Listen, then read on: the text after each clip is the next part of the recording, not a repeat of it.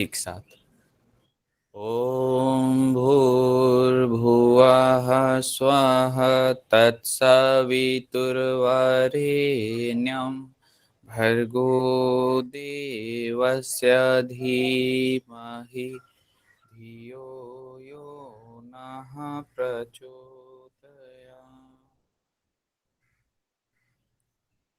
तो कल हमने स्टार्ट किया था कि किस तरीके से बाइनरी कन्वर्जन हम लोग कर सकते हैं, बाइनरी टू डेसिमल की बात अभी आज हम लोग करेंगे। कल हमने डेसिमल टू बाइनरी कन्वर्जन के बारे में देखा था और उसे समझने की कोशिश की थी कि किस तरीके से की जा सकती है। तो उसमें मेरे ख्याल से सभी लोग को क्लियर होगा, और अगर क्लियर है तो सभी लोग 54 का बाइनरी कन्वर्जन तुरंत करके अभी प्रेजेंट करेंगे answer. What is the binary conversion of 54 in binary conversion of 54 decimal to binary?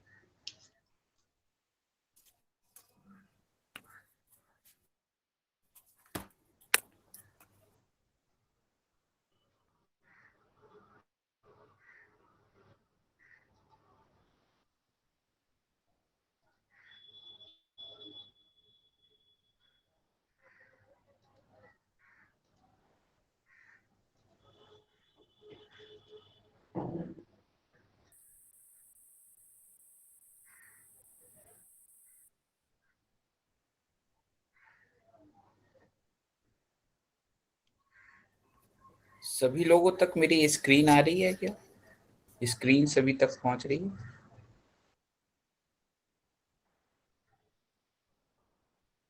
नहीं सर।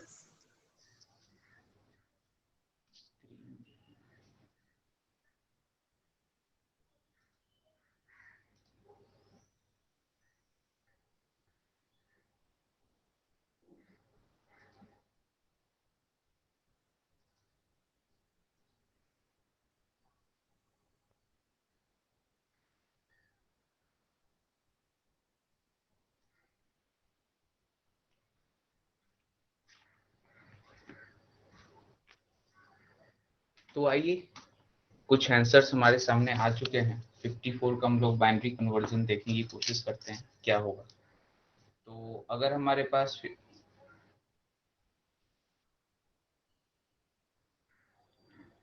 54 है, तो सबसे पहले 54 का हम लोग क्या करेंगे? सॉरी, सबसे पहले हम लोग 2 से इसे डिवाइड करते जाएंगे और उसके बाद फिर जो भी आएगा उसको लिखते जाएंगे। तो 27, तो रिमाइंडर कितना आएगा, जो रिमाइंडर आएगा वो उसके सामने। फिर 27 को 2 से डिवाइड करेंगे तो यहाँ कितना जाएगा, 13 इंटू टू 26, तो रिमाइंडर क्या आएगा, 1। उसके बाद 13 को 2 से डिवाइड करेंगे तो 13 को जब 2 से डिवाइड करेंगे तो यहाँ क्या आ जाएगा, 6, तो रिमाइंडर क्या आ जाएगा, फिर अगेन 1। उसके बाद 6 को 2 से डिवाइड करेंगे तो यहाँ जाएगा 3, तो रिमाइंडर क्या आ जाएगा, 0। 3 इंटू टू 6, तो 0।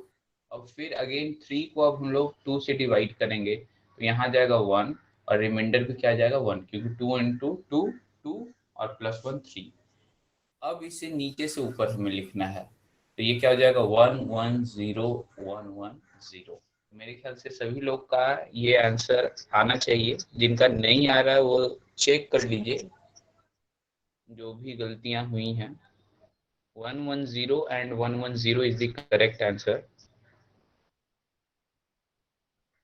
तो कुछ लोगों का आंसर सही पूरी तरीके से नहीं आया, तो वो समझ गए कि कहाँ पे गलती उनसे हुई, किस तरीके से करना है। तो सभी लोग चलिए एक और आप लोग कीजिए। 30, यहाँ पर 124 का सभी लोग करेंगे फास्ट। आपको बहुत ही इजी है, आपको 2 से डिवाइड करते जाना है और जो रिमाइंडर आएगा उसके सामने लिखते जाना है। अगर टोटली डिवाइड हो गया तो 0, और टोटली डिवाइड नहीं हुआ तो 1, क्योंकि रिमाइंडर 2 से डिवाइड करने पे या तो 0 आता है या 1 आता है, 2 तो आ नहीं सकता कभी। तो बस सिंपल है, जब डिवाइड हो गया तो 0, नहीं डिवाइड हो पा रहा है तो 1।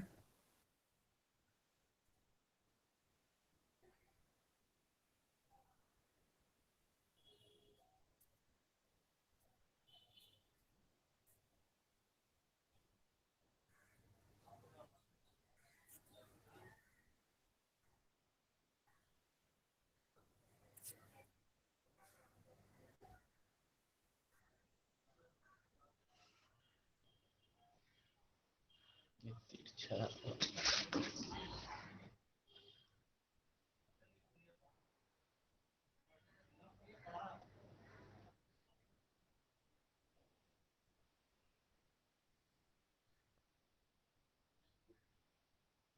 124 का स्टार्ट मैं भी करता हूँ। सबसे पहले 62 से टोटली डिवाइड हो रहा है 124, तो रिमाइंडर ऑटोमेटिक 0। 62 भी जब भी आपका यहाँ पर इवन नंबर आ रहा है तो ऑटोमेटिकली टोटली डिवाइड होगा। ऑड आ रहा है तो नहीं होगा, तो ऑड के केस में 1 रिमाइंडर आएगा, इवन के केस में 0। बस इतना आपको ध्यान रखना है। यहाँ हो जाएगा ये 31 टोटली ये कैंसिल हो जाएगा 62 31 से, तो 0 आ गया फिर से रिमाइंडर 31, लेकिन अब टोटली कैंसिल नहीं होगा तो यहाँ पर 15 आएगा। 15 टू जस्ट इससे छोटा 30 होगा, 15 इंटू 2 30, तो रिमाइंडर क्या आएगा 1। 15 भी टोटली नहीं होगा तो 7 होगा, रिमाइंडर क्या आएगा 1। फिर 7 भी नहीं होगा 3 होगा, रिमाइंडर क्या होगा 1। फिर ये भी टोटली कन्वर्ट डिवाइड नहीं होगा, 1 इंटू 2 इज 2, और रिमाइंडर क्या आ गया 1।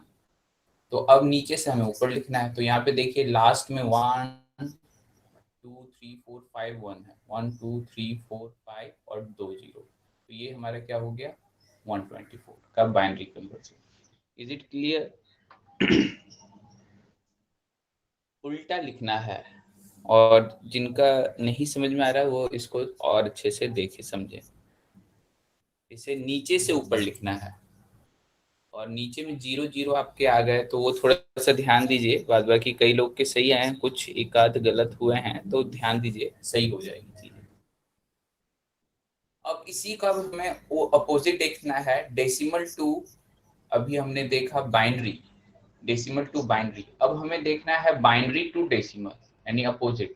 यानी कि अगर आपका दिया हुआ है बाइनरी और उसको डेसिमल में कन्वर्ट करना है तो कैसे होगा। तो एक एग्जांपल लेते हैं सिंपल, 1010, और इसे करके देखते हैं। उसके बाद फिर इसी को हम लोग कन्वर्ट करेंगे कि क्या हमारा ये 124 अगेन आ रहा है या नहीं आ रहा है, तो वहां से हमें और भी क्लियर हो जाएगा चीजें। तो 1010 अगर हमारे सामने प्रेजेंट है तो इसे दूर दूर आप लिख लीजिए, और इसे अब हमें क्या करना है, हर एक में मल्टीप्लाई हमें करना है 2 से।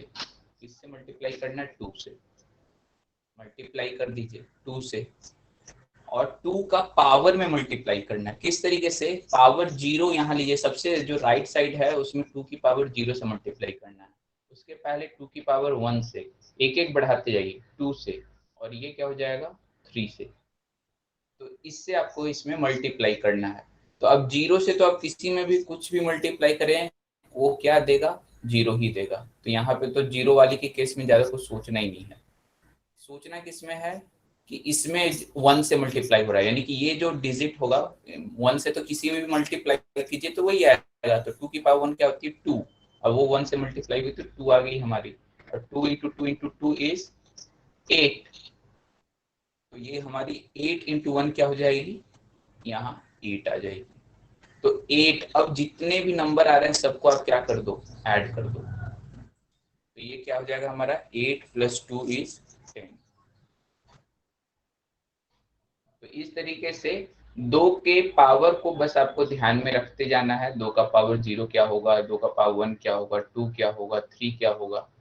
तो ये सिंपल 2 से मल्टीप्लाई आप करते जाओ, तो सबसे पहले 0 तो हो जाएगा सिंपल 1, उसके बाद 2 से मल्टीप्लाई करते जाओ आप, तो 2 4 8 32 64, तो ये इस तरीके से बढ़ते जाएगा। तो फॉर्मूला ये नहीं है, ये बेसिकली 2 के पावर को 2 से मल्टीप्लाई आप जैसे जैसे करते जाते हो वही है। तो फॉर्मूला उससे भी मत बनाइए, हर चीज को फॉर्मूले में आप ले जाते हो। और 2 का पावर क्यों ले जाते हम लोग, क्योंकि बेस क्या है 2 है, 1 और 0, तो बाइनरी में बेस 2 होता है, इसलिए 2 के पावर पे जाते हैं। तो इस तरीके से आप इसे माइंड में रख सकते हैं। और सिमिलरली अगर आपको क्रॉस चेक करना है कि जो हमने आंसर लाया वो सही है या नहीं है, तो आप 10 का आप निकाल कर देख लीजिए, उल्टा कन्वर्जन। आप उससे आपको कंफर्म भी हो जाएगा कि आंसर क्या सही है। तो 10 का अगर हम लोग निकालें तो यहाँ क्या हो जाएगा, सबसे पहले 5, और क्या आ जाएगा रिमाइंडर 0। 5 को अगर 2 से डिवाइड करेंगे तो क्या आएगा 2, और रिमाइंडर क्या आएगा 1। और 2 अगेन 2 से डिवाइड हो जाएगा, बिल्कुल होगा। तो यहाँ 1 और रिमाइंडर क्या आएगा 0। 2 इंटू 2 टोटली डिवाइड हो गया, तो रिमाइंडर क्या आ जाएगा 0। अब नीचे से ऊपर आप लिखिए क्या आ रहा है 1 0 1 0। तो करेक्ट आंसर क्या होगा हमारा 10।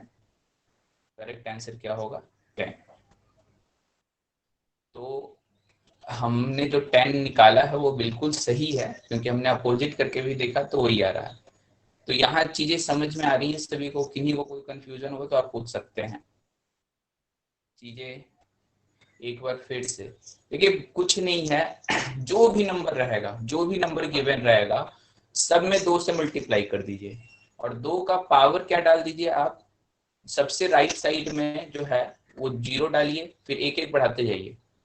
तो 0 से मल्टी यहाँ पे 2 की पावर 0 से मल्टीप्लाई किया, 2 की पावर 1 से, 2 की पावर 2 से, 2 की पावर 3 से। अब 0 से हम मल्टीप्लाई किसी में भी करते हैं तो वो तो 0 होगा, तो यहाँ 0 ये निकल कर आया और ये भी 0 आ गया। तो यहाँ तो सोचना ही नहीं है, जहां 1 से मल्टीप्लाई होगा तो सेम वही नंबर आएगा जिससे मल्टीप्लाई हम लोग कर रहे हैं। तो 2 की पावर 1 क्या होगा 2, 2 की पावर 3 कितना होगा 2 दूना 4 दूना 8, तो ये 8 हो गया। अब सबको ऐड कर दिए तो 8 प्लस 2 क्या हो जाएगा 10। 8 प्लस 2 क्या हो जाएगा 10। चलिए इसको अब हम लोग इसी नंबर पे करके देखते हैं, आपको और भी क्लियर होगा।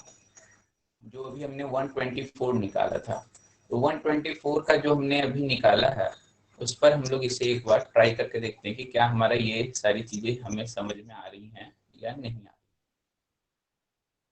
रही। तो यहाँ पर क्या है हमारा 1 1 2 3 4 5 फिर 0 फिर 0, यही है ना। 1 2 3 4 5, 5 बार 1 है और 2 0। अब सब में मल्टीप्लाई किससे करना है 2 से, सब में मल्टीप्लाई कर दीजिए 2 से। थोड़ा दूर रखिए अभी तो, जितना दूर रखिएगा आराम से आपको समझ में आएगा। ऊपर से मल्टीप्लाई हो रहा है आपस में नहीं। और इसके बाद हर एक की पावर यहाँ से स्टार्ट कीजिए, पावर 0, पावर 1, पावर 2, पावर 3, 4 5 6। अब जो भी आपके जीरो हैं वहां पे तो करने की जरूरत ही नहीं है, इसे डायरेक्ट जीरो कर दीजिए, क्योंकि जीरो में मल्टीप्लाई होके कुछ भी रहेगा तो वो जीरो हो जाएगा। और 1 में मल्टीप्लाई होके वही आएगा जो नंबर है, यानी कि 2 की पावर 2 जितना है वही 1 से मल्टीप्लाई होके वही आएगा। तो 2 इंटू 2 4। अब एक तरह से पावर एक एक बढ़ रहा है, तो 4 में 2 से मल्टीप्लाई आप कर दो 8, 8 में 2 से मल्टीप्लाई कर दो 16, 2 से मल्टीप्लाई कर दो 16 में 32, 32 में 2 से मल्टीप्लाई कर दो 64, क्योंकि एक एक पावर बढ़ते गया। तो अब सबको आप क्या कर दोगे ऐड कर दोगे, सबको आप ऐड कर दो। अब ऐड करेंगे तो अब इधर तो ये खत्म हो गया। अब 64 32 16 8 और 4 इसे ऐड करिए और देखिए कि आपका 124 आ रहा है या नहीं। तो 6 6 12 8 20 4 24 2 6 2 8 3 11 1 12 124 ये आ रहा है। 2 की पावर 1 है तो 2 आएगा, लेकिन 2 इंटू 0 क्या हो जाएगा 0। तो 0 जहां ऊपर में है तो वहां पे तो सोचना ही नहीं है। 2 की पावर 0 है तो 1 आएगा, 2 की पावर 1 है तो 2 आएगा, 2 है तो 4 आएगा, सिंपल है। इसमें तो मेरे ख्याल से कोई कंफ्यूजन नहीं होना चाहिए। एक एक पावर जैसे जैसे बढ़ रहा है तो इसमें 1 और 2 से मल्टीप्लाई हो रहा है। तो 4 गुना 2 8, 8 गुना 2 16। तो इस तरीके से आप आगे बढ़ते जाइए। तो यहाँ पे कुछ भी रटने की जरूरत नहीं है, आप उसको समझ सकते हैं कि वो 1 2 से मल्टीप्लाई बढ़ते जा रहा है। ओके, तो आइए इस पर एक लास्ट क्वेश्चन हम लोग देख लेते हैं। आप लोग उसे सॉल्व करने की कोशिश कीजिए, फिर हम लोग आगे बढ़ते हैं। आपको करना है 101101, इसे आपको कन्वर्ट करना है डेसिमल नंबर में।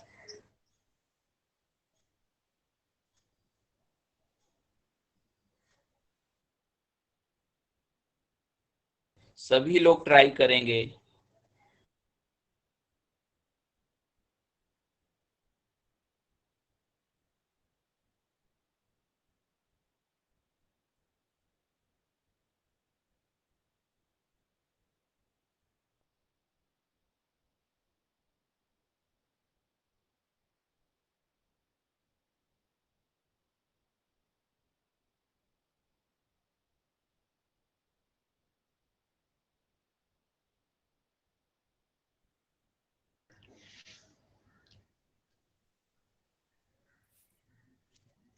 देखिए कभी भी अगर लास्ट डिजिट 1 है, कभी भी लास्ट डिजिट अगर 1 है तो कभी भी नंबर जो आएगा वो आपका ऑड ही आएगा, इवन नहीं आ सकता है, क्योंकि ये 2 का पावर 0 है। तो ये आप समझ सकते हो कि सबसे राइट का डिजिट अगर 1 है तो हमेशा नंबर ऑड आएगा, सबसे राइट का डिजिट अगर 0 है तो हमेशा नंबर इवन आएगा। तो आप इस तरीके से अपने आंसर को भी चेक कर सकते हो, जो आप निकाल रहे हो वो सही है गलत।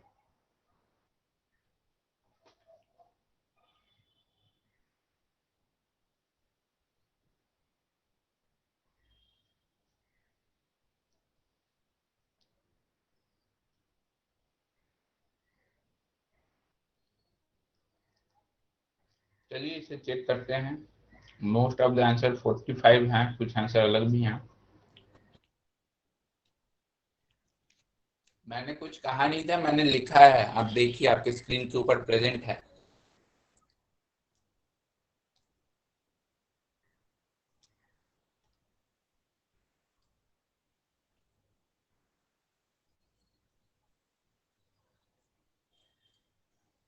अब हमने किससे मल्टीप्लाई करना है? 2 से।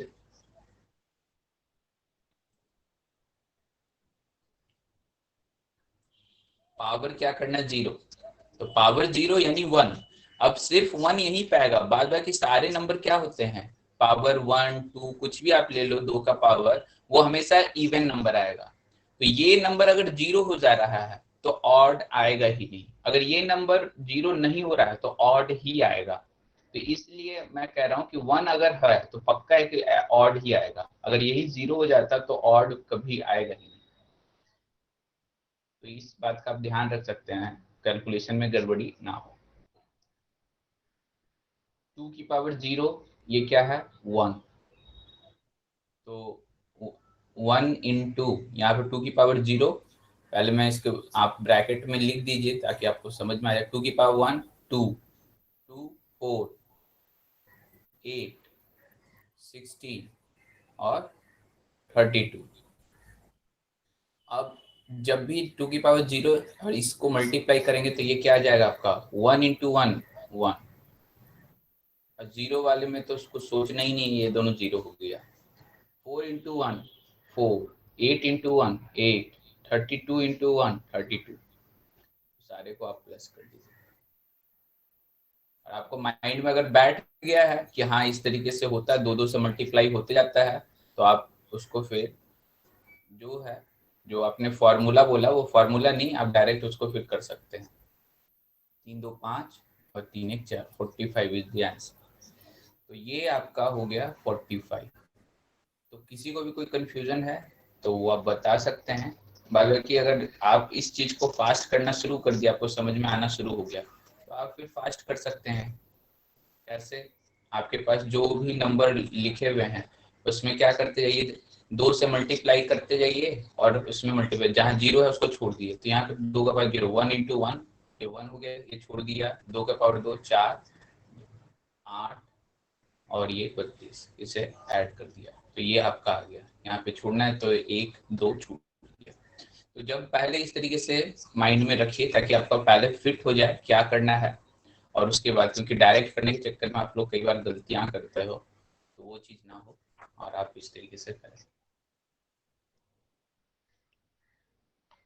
तो जिनके भी आंसर 60 आए हैं, 62 आए हैं और 89 आए हैं, आप लोग को समझ में आ रहा है कहाँ गलती हो रही है?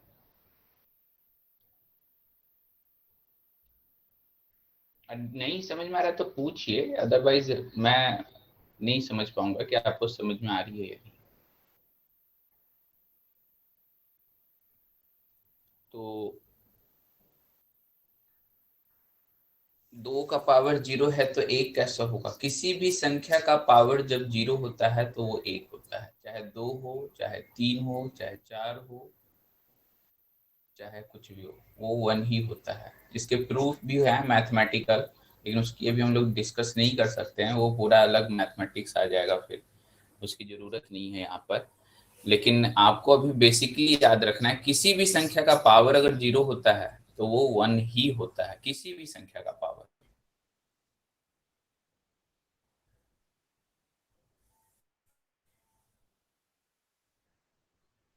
एक क्वेश्चन और दे दें, चलिए आप फास्ट कीजिए, इसे तुरंत ही हम लोग फिर कंप्लीट करेंगे। टू, आपको दो चीजें करने दे रहा हूं मैं। 28 को आपको दोनों साइड करना, पहले इसका आपको ये बताना है। अच्छा चलिए ठीक है, 28 का आप दूसरा निकालिए बाइनरी कन्वर्जन, और इसको आप कंप्लीट कीजिए इसका दो। तो दो क्वेश्चन है, जल्दी से फास्ट आप कंप्लीट कीजिए। इसका बाइनरी कन्वर्जन करना है, इसका डेसिमल निकालना है।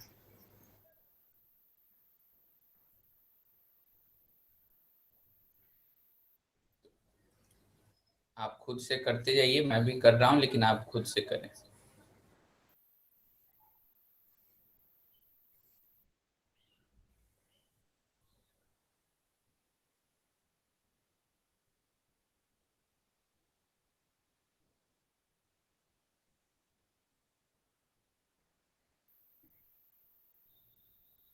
ये शायद अभी मैंने किया था। ओके चलिए।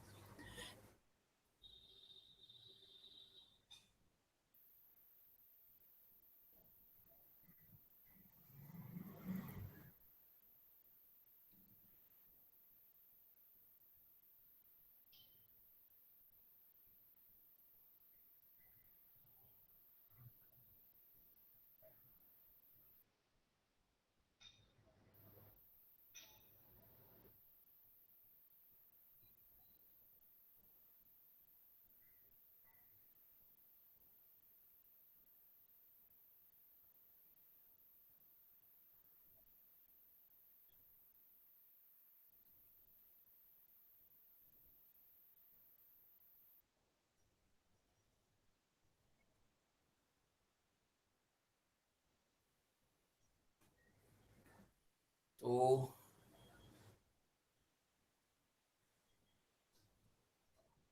दो आंसर आ रहे हैं आपके। एक आ रहा है 1110, और एक आ रहा है 54। तो इसमें किसी को भी कोई कंफ्यूजन हो तो दोबारा लगाइए, अब खुद से बनाइए। अब आप क्या कीजिएगा, किसी भी को पहले आप कोई नंबर लिखिएगा, जैसे 32 लिखिए, उसको कन्वर्ट कीजिए इसमें बाइनरी में, और फिर बाइनरी को फिर कन्वर्ट करके देखिए, आपका खुद चेक होते रहेगा। आप खुद अपना उससे आपको क्लियर हो जाएगा कि आप सही जा रहे हो या नहीं जा रहे हो। तो आगे से जब भी आपको चेक करना हो, तो दोनों अलग अलग बनाने के बजाय एक का दूसरे में कीजिए, दूसरे का फिर उसी में कीजिए, यानी रिपीट कीजिए पूरा राउंड प्रोसेस। आपको समझ में आ जाएगा कि आप कहाँ गड़बड़ियाँ कर रहे हैं। तो इसमें अगर कोई भी कंफ्यूजन हो तो आप उस तरीके से अपना कंफ्यूजन को दूर कर सकते हैं।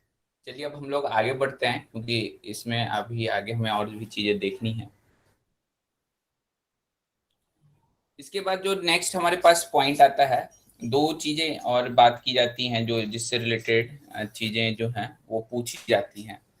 सबसे पहले चीज है कि वन इज कॉम्प्लीमेंट्री किसे कहते हैं और टू एस कॉम्प्लीमेंट्री किसे कहते हैं। तो यहाँ पे किन्हीं को पता है वन इज कॉम्प्लीमेंट्री और टू एस कॉम्प्लीमेंट्री?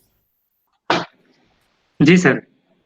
ओके चलिए, तो one one zero sir zero. Complementary नहीं, कॉम्प्लीमेंट बोलते ओके, आप बस इसका आंसर टाइप कर दीजिए, मैं समझ जाऊंगा। What is the one is complementary of this? और कॉम्प्लीमेंट्री का यूज क्यों किया जाता है, इसको बाद में आप समझेंगे। जो निगेटिव नंबर है उसको किसी सर्टेन फॉर्म में लाने के लिए, उसको सारी चीजें को समझने के लिए कॉम्प्लीमेंट्री का भी यूज किया जाता है, और दूसरों चीजें का भी यूज किया जाता है, डायरेक्ट भी कोड करके भी किया जाता है, तो डिपेंड करता है। तो ये चीज आपको समझनी होगी। आपसे बेसिकली वो नहीं पूछा जाता कि क्या होगा निगेटिव का, क्या होगा, आपसे सिंपली पूछा जाएगा कॉम्प्लीमेंट्री किसे कहते हैं। और जीरो को क्या कहा जाता है? जीरो पॉजिटिव है या निगेटिव, और वन पॉजिटिव है या निगेटिव, ये चीज आप बताइए।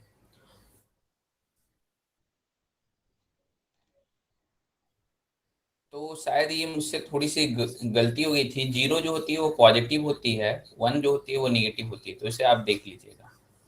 थोड़ा सा गड़बड़ हो गया था, शायद मैंने ही शायद निगेटिव और पॉजिटिव ऐसे बोला था। तो जीरो होता है पॉजिटिव और वन होता है निगेटिव, तो वो चीज आप देख लीजिएगा। अब हम लोग इसे देख लेते हैं, वन एस कॉम्प्लीमेंट्री किसे कहते हैं? हाँ बिल्कुल, वन ऑफ, ऑफ यानी निगेटिव, जीरो ऑन, ऑन यानी पॉजिटिव। तो 0 पॉजिटिव होता है, 1 निगेटिव होता है। उल्टा शायद मैं भूल गया था, तो उस बात का ध्यान रखिएगा। 1 इज कॉम्प्लीमेंट्री जो है वो क्या होता है, बेसिकली कुछ नहीं, जो डिजिट जो है उसको अपोजिट लिख देना है। यानी कि दो ही डिजिट होते हैं, 0 और 1। तो 0 के जगह पे आप 1 प्लेस कर दीजिए और 1 के जगह पे 0 प्लेस कर दीजिए, तो वो उसका 1 इज कॉम्प्लीमेंट्री होता है। तो 1 के जगह पे 0 कर दिया मैंने, 1 की जगह 0 कर दिया, 0 की जगह 1 1, और 1 की जगह 0 और 1 की जगह 0। तो 1s complementary of this number वो क्या होगा, ये 1s कॉम्प्लीमेंट्री क्या होगा, ये। तो ये चीज सभी लोग को मेरे ख्याल से समझ में आ गया होगा, बहुत ही आसान है। बस आपको नंबर को उलट देना है। उलट देना मतलब 0 और 1 दो ही नंबर होते हैं, तो एक नंबर की जगह दूसरे नंबर को डिजिट को पुट कर दीजिए, तो इससे हम लोग कहते हैं कॉम्प्लीमेंट्री। 1 is complementary. अब हम लोग आते हैं 2s कॉम्प्लीमेंट्री। इससे एक क्वेश्चन पूछे जाते हैं, 2s कॉम्प्लीमेंट्री किसे कहते हैं। तो 2s कॉम्प्लीमेंट्री निकालने का तरीका क्या होता है, पहले वो देख लेते हैं, फिर वो है क्या वो समझने की थोड़ी कोशिश करेंगे। जो भी आपका नंबर है, जैसे यही नंबर हम लोग लेते हैं, तो सबसे पहले हमेशा आपको इसका 1s निकालना होगा। तो सबसे पहले आपने इसका क्या कर दिया, 1 कॉम्प्लीमेंट्री, और उसके बाद फिर आप इसका सेकंड कॉम्प्लीमेंट्री निकालते हैं। तो सेकंड कॉम्प्लीमेंट्री के लिए आप क्या करते हो, +1 करते हो। +1 किसमें +1 कर रहे हैं, जो 1 कॉम्प्लीमेंट आया है उसमें +1 हम लोग कर रहे हैं।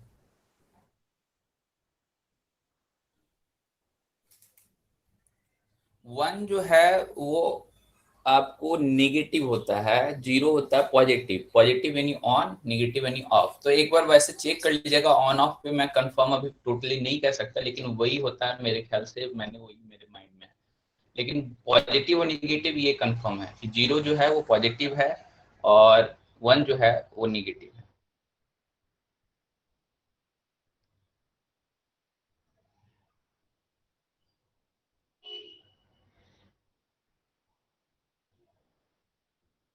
तो यहाँ पर अगर हम लोग ऐड करते हैं 1 को, तो ये क्या हो जाएगा, 1 0 1 1 0 0। तो ये आपका क्या हो जाएगा, कॉम्प्लीमेंट्री, सेकेंड कॉम्प्लीमेंट्री। तो यहाँ पर जो अब जो चीजें हैं, किसी भी चीज में, ठीक है, जो भी ऑन ऑफ की बात हम लोग बाद में कर लेंगे, उसमें देखता हूँ मैं और उसे आपको कंफर्म करके बताता हूँ। तो ये जो चीजें हैं, आपको आपको सबसे पहले किसी भी बाइनरी का आपको क्या निकालना है, 1s कॉम्प्लीमेंट्री। और 1s कॉम्प्लीमेंट्री के बाद उसमें 1 ऐड करते ही आपका क्या आ जाता है, 2 कॉम्प्लीमेंट्री, सेकेंड कॉम्प्लीमेंट्री। तो यहाँ तक समझने में किसी को कोई दिक्कत कि सेकेंड कॉम्प्लीमेंट्री किसे हम लोग कहते हैं। सर एक 1 ऐड करने से इस पे कोई असर नहीं पड़ा है क्या? ऐसे 1 केवल ऐड कर देने से हो जाएगा? 1 + 0 1, 0 1 1, तो असर तो हुआ ना, ये असर तो गया। सर ऊपर 1 है नीचे 0 है, तो 1 1 प्लस। देखिए 1 यहाँ पे ध्यान रखिएगा, 1 + 0 ये क्या होता है, 1, ठीक है। और 1 ओके। + 1 जो होता है ये होता है 10। ये दो चीज आपको ध्यान में रखना है। 1 + 1, क्योंकि यहाँ पर 1 और 1 के अलावा कोई तीसरा नहीं है डिजिट, तो 0 और 1 के बाद 10 ही आता है नेक्स्ट। तो 1 + 1 होता है 10 और 1 + 0 होता है 1। तो 1 यहाँ तो 1 + 0 है, तो यहाँ 1 हो गया। तो इसमें कोई कंफ्यूजन हो रहा है। ऐसा समझ आ गया, थैंक यू सर। तो अभी मैं आपको क्वेश्चन दे रहा हूँ, इसमें आपको और भी क्लियर हो जाएगा कि क्या है। यहाँ तक और किसी को कोई कंफ्यूजन, इसे मैं हटा रहा हूँ, ठीक है। तो अब आपका कीजिए 1 0 1 1 0 0, इसका आपको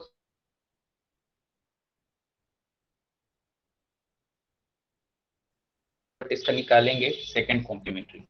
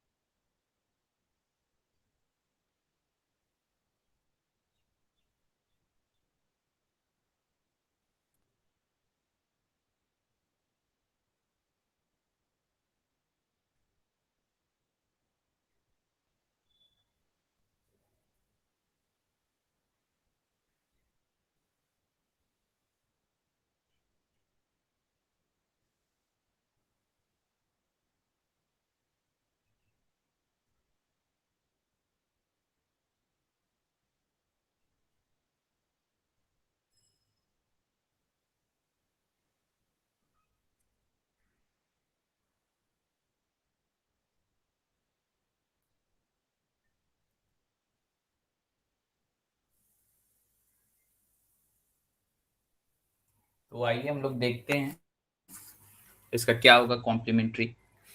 सबसे पहले 1s कॉम्प्लीमेंट्री हम लोग करेंगे, वो क्या हो जाएगा 0 1 0 0 1 1। आई थिंक इसमें किसी को कोई प्रॉब्लम नहीं है। अब सेकेंड कॉम्प्लीमेंट्री के लिए हम लोग क्या करेंगे, +1 ऐड कर देंगे। +1 ऐड करते ही 1 + 1 क्या मैंने बोला 10 होता है, तो यहाँ 0 आ जाएगा और 1 आपके हैंड में आ गया। फिर 1 + 1 क्या होगा 10 होगा, फिर यहाँ पे 0 हो जाएगा, 1 आपके हैंड में आ जाएगा। 1 + 0 क्या हो जाएगा 1, और अब सिंपल जो नंबर है वही हो। तो ये आपका हो गया second complementary of the number. तो यहाँ पर किन्हीं को कोई कंफ्यूजन, जो आप में डिफरेंट डिफरेंट नंबर्स आ रहे हैं, आई थिंक किन्हीं का भी बिल्कुल करेक्ट आंसर नहीं आया है, तो कोई कंफ्यूजन सर चल रहा है। हेलो। हाँ, हाँ हेलो। सर मेरा सर करेक्ट आंसर आया है। ओके मैंने देखा नहीं, हो सकता है, मतलब जितना मेरे को दिखा उसमें मुझे थोड़ी सी गलतियां दिखी, तो इसलिए मैंने बोला।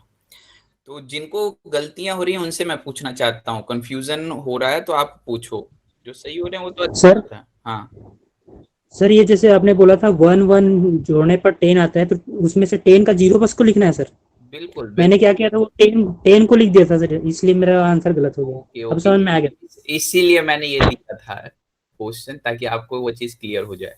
तो अब जी सब थैंक सभी लोग को क्लियर हो गया ये बात कैसे करनी है। यू जी सर। हाँ, तो चलिए इसी पर हम लोग एक क्वेश्चन और कर लेते हैं, तब आपका पूरा क्लियर हो जाएगा।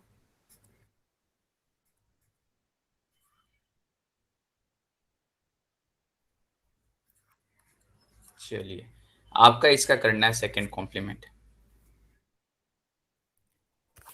बहुत इजी है, दोबारा बता दो। आप इसी क्वेश्चन में सबसे पहले जो डिजिट जो है उसको उलट करके नीचे लिखिए 1s कॉम्प्लीमेंट में। जहाँ 1 है वहां पे 2 लिखिए, वहां पर 0 लिखिए, जहाँ 0 है वहां 1 लिखिए। 1s कॉम्प्लीमेंट निकल के आ जाएगा, और फिर उसमें 1 ऐड कर दीजिए तो 2s आ जाएगा।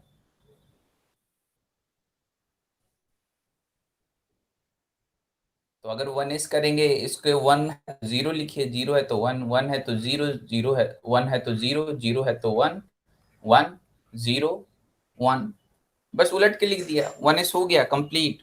कुछ सोचना नहीं है उसके बाद। उसमें +1 कर दीजिए, 2s आ जाएगा आपका। तो 1 + 1 क्या होता है 10। तो 10 जब भी होगा तो 0 होगा, हैंड में क्या आ जाएगा 1। अब हैंड में 1 आया तो 1 + 0 क्या होगा 1 ही होगा। इसमें दो ही चीज हमेशा आएगा, या तो 1 + 0 आएगा या 1 + 1 आएगा। 1 + 0 आएगा तो ये आपका 1 हो जाएगा, और 1 + 1 अगर आया तो आपका क्या होगा 10। इस बात का ध्यान रखिए बस। अब तो यहाँ पर 1 आ गया, तो अब तो कुछ हैंड में नहीं है, तो एज इट इज इसे उतार दीजिए। अब तो कुछ है ही नहीं, तो ये बहुत सिंपल, थोड़ा सा केवल इस बात का ध्यान रखना है, बाद बाकी सारी चीजें आपको नॉर्मल एडिशन है।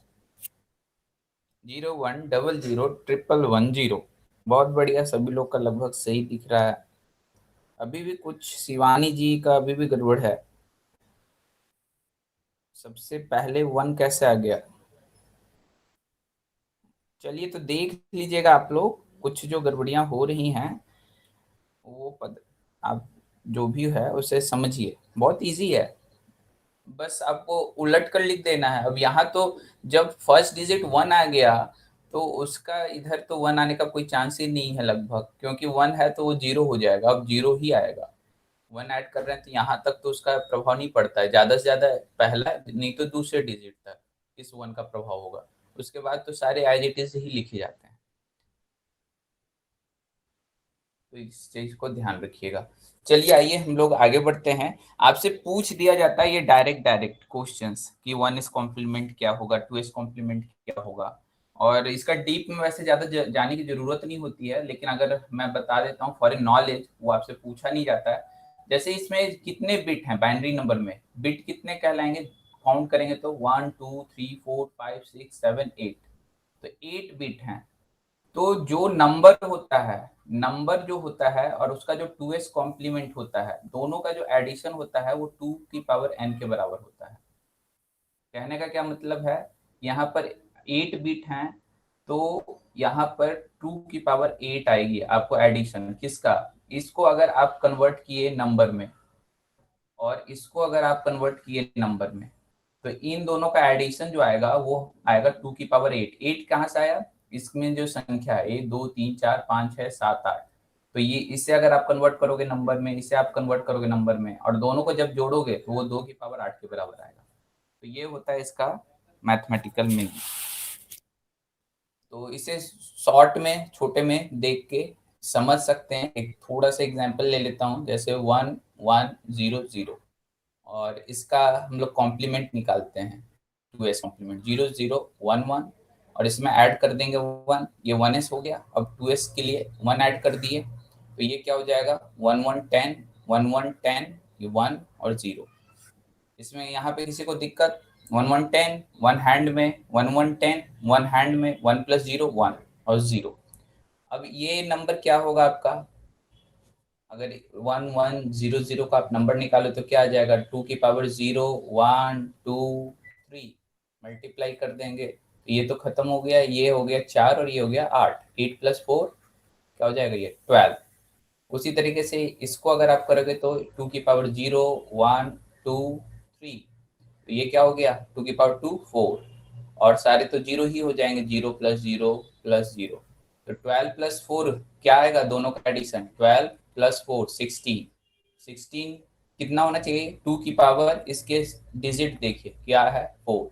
तो 2 की पावर 4 16 होती है। तो इसका मतलब जो नंबर है और उसका जो 2s कॉम्प्लीमेंट है, दोनों का जो एडिशन होता है वो 2 की पावर n के बराबर होता है। और ये n क्या है? Number of digit in any number, ये बाइनरी नंबर। तो ये अगर समझ में आ गया तो अच्छी बात है, नहीं भी आया तो कोई दिक्कत नहीं है, नॉर्मल चीजें हैं, बिल्कुल इसे पूछी जल्दी नहीं जाती है, ये केवल एज ए इंफॉर्मेशन मैंने बता दिया, और इसका ही यूज करके बाद में आगे किया जाता है। और 1 जो है वो आपका ऑन है, और 0 जो है वो आपका ऑफ है। ये कंफर्म है, मैंने भी चेक कर लिया है, क्रॉस चेक। 1 ऑन होता है, 0 ऑफ होता है। और 1 जो होता है वो नेगेटिव होता है, और 0 अगर है तो वो पॉजिटिव है। तो ये नेगेटिव पॉजिटिव क्या होता है? जैसे कि आपको किसी को आपने इंक्रिप्ट किया है, तो किसी नंबर को इसमें आपने डाल दिया, जैसे मान लीजिए 24, और उसके बाद एक इंक्रिप्शन डाला आगे में 0, तो इसका ये +24 यानी जा रहा है। इंक्रिप्शन यानी कि वो बाद में कोडिंग की जाती है, तो वो बाद में आपको और समझ में आएगी। तो ये +24 यानी जा रहा है, और वहीं पे यहाँ पर अगर डाल दिया गया 1, तो ये यानी -24 जा रहा है। तो इस बात का आप ध्यान रखेंगे कि इस तरीके से चीजें होती हैं, कि अगर वहां पे बोला है कि इनक्रिप्टिंग है और आगे में 1 डाला हुआ है, तो इसका मतलब वो नंबर क्या है? प्लस माइनस जा रहा है, माइनस में नंबर है। और 1 वो इससे इससे रिलेटेड नहीं है, नंबर से रिलेटेड नहीं है, उसके अलावा एक अलग से नंबर आगे डाला गया है 1, और बाद में या फिर 0।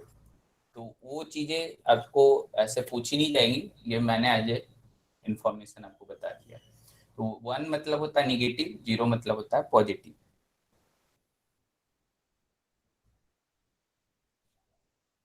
And other no binary is magnitude. आप क्या बोलना चाह रहे हैं मैं समझ नहीं पाया, अगर आप उसे क्लियर बताएंगे तो मैं समझ पाऊंगा।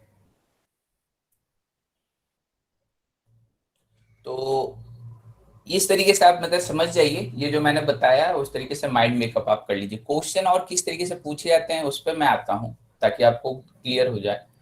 अब आप मेरे को ये बताइए, 125 रुपीज और 0000125 इन दोनों में बड़ा कौन है?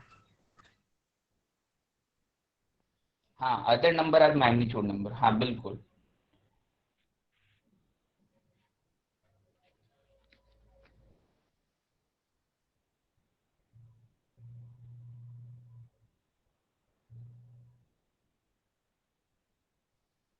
देखिए नंबर सिर्फ दिया हुआ है, तो 0 that is positive, no left are magnitude, वो डिपेंड करता है, वहां पे देखना होगा कि उन्होंने उसको मैग्नीट्यूड वाले में डाला है या नॉर्मल नंबर वाले में, मतलब नॉर्मल नंबर में डाला है मैग्नीट्यूड वाले में, या फिर इंक्रिप्टिंग वाले में डाला, तो उसके बेसिस पे फिर वहां पे बातें होंगी। हम डायरेक्ट देखकर नहीं कह सकते कुछ भी।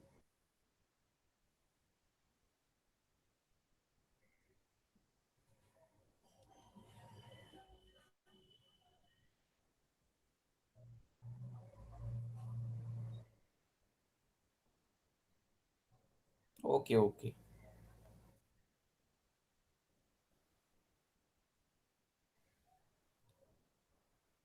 मैं पूछ रहा हूँ बड़ा कौन है?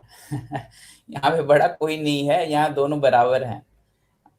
देखिए ऐसे इन दोनों में आपको कंफ्यूजन क्यों हो रहा है? 1 to 5 रुपीज क्या होता है? कहने का क्या मतलब है कि जो डेसिमल नंबर्स होते हैं, ये क्या चीज है? 1 to 5 का यूज किया गया है, यानी ये डेसिमल नंबर है। और डेसिमल नंबर में लेफ्ट साइड आप कितना भी जीरो लगा दो, उससे क्या होगा? नो डिफरेंसेस, यानी कि दोनों नंबर हमेशा क्या आएंगे? इक्वल ही आएंगे, उनमें कोई भी डिफरेंस नहीं होगा। ये बात का आपको हमेशा ध्यान रखना है, ठीक है? तो ये क्या होते हैं? एक्चुअली रिमूवेबल होते हैं, इसे आप हटा सकते हो। उसी तरीके से अगर 1100 ये आपका बाइनरी नंबर है, तो अब आपको ये बताना है कि ये और 000 1100 इन दोनों में बड़ा कौन है कौन छोटा है?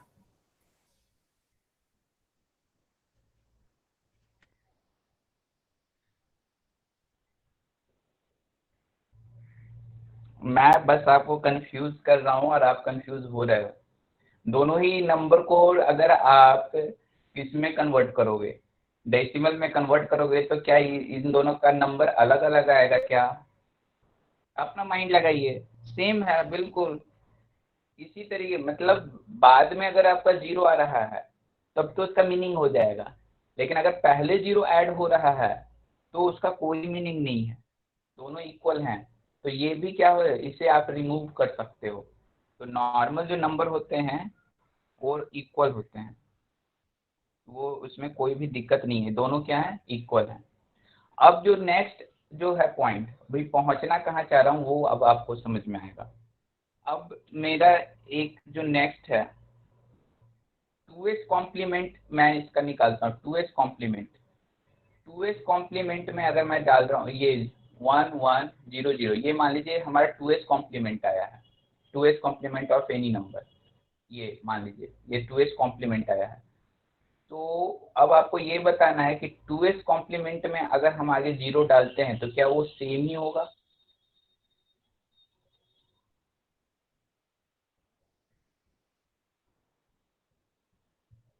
तो ये बस आपको ध्यान रखना है, क्योंकि अब मैं ज़्यादा डिटेल में नहीं जाऊँगा, आपको माइंड में बस ये पता होना चाहिए।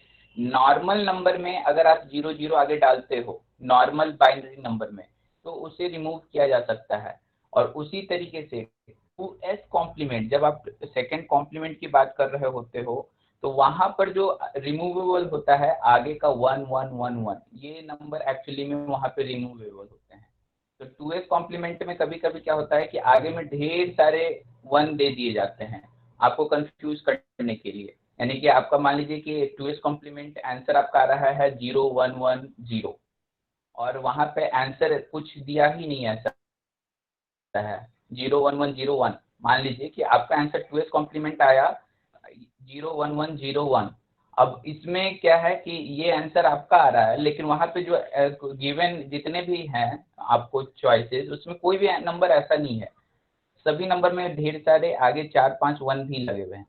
तो ये 5 वन जो हैं उसे आप लगातार हटा दो, लगातार जो लगातार हो, ऐसा नहीं कि इसके बीच में जीरो आ गया हो, जो लगातार वन है उन्हें आप हटा करके अब फिर नंबर को ऑब्जर्व करो। अगर वो नंबर वही है जो आपका आ रहा है, तो इसका मतलब वही आंसर जो है आपका करेक्ट होगा।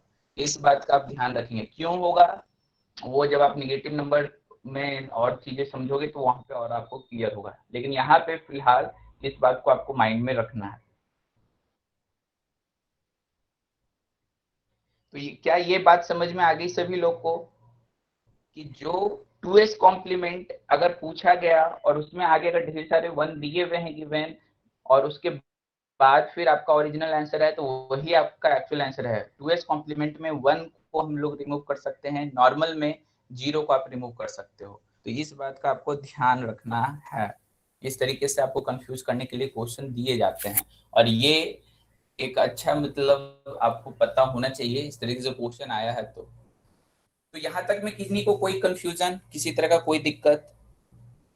सर इसमें ये नहीं समझ आ रहा है कि क्वेश्चन पूछेंगे कैसे? क्वेश्चन जैसे आपको पूछा गया कि इसका आपको बताना है 2s कॉम्प्लीमेंट। ठीक है, इसका 2s कॉम्प्लीमेंट आप निकालो, क्या आएगा 1100 का 2s कॉम्प्लीमेंट क्या आएगा, जल्दी से निकालिए। इसका 2s कॉम्प्लीमेंट क्या आएगा?